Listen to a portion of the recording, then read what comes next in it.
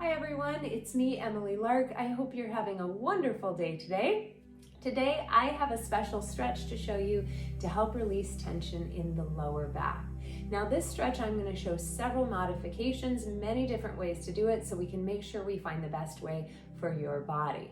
I'm going to be doing this stretch down on the floor, but you can also do this one right in your bed. So let's start out by coming down onto our backs, and we're going to hug the knees into the chest. If you've had a long day, this might feel especially good for you to hug the knees into the chest and get a little release in the low back if you're feeling tension there.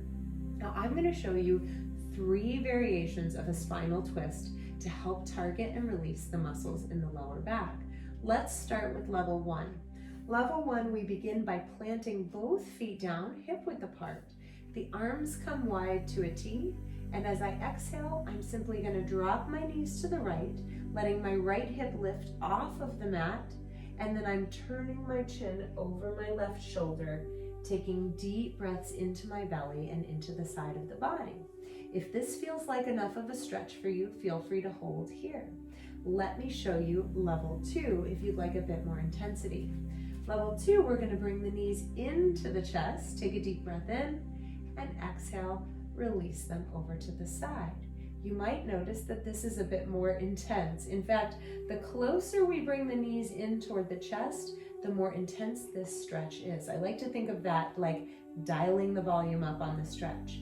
If you need to turn the volume down, you can bring the knees down a little farther from the chest. So in this modification, we're stacking knee over knee, palms facing up, and we're turning the chin over the shoulder. If this feels good for you, feel free to hold here. If you'd like one more level of intensity, let me show you level 3. In level 3, I'm going to cross my left knee over my right. So my thighs are pinching together, my arms are out at a T. I'm bringing these bottom toes down to the floor, and then I'm letting the knees fall over to the side. So now this top knee is actually closer to the floor. It's pulling this top hip over even more, and I'm turning my chin over the shoulder. This might feel a little too intense. It does for many people. So if this is too intense, if you feel any strain on the low back, uncross the knees and come back to either the level 1 or level 2 stretch. And again, here we're breathing all down into the belly, also into the low back and the side of the body, using our breath to help us open those muscles up.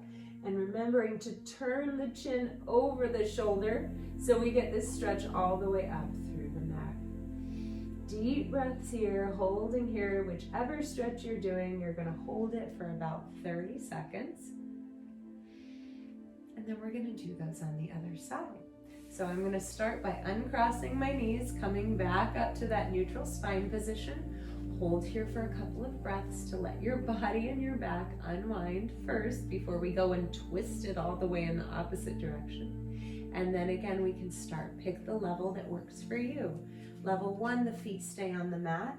We simply let the knees drop to the side and we turn the chin over the shoulder. Level 2, we draw the knees in toward the chest, allowing the knees to fall to the side, continuing to keep the chin turning over the shoulder.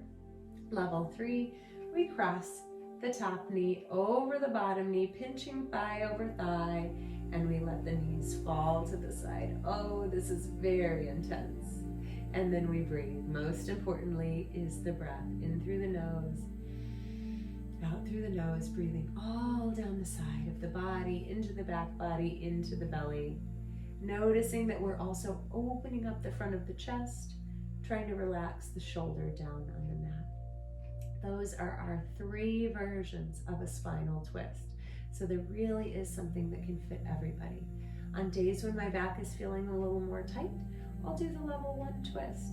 On days when I'm needing more intensity, I'll move it up to level 2 or level 3. Remember, our bodies are not the same from day to day.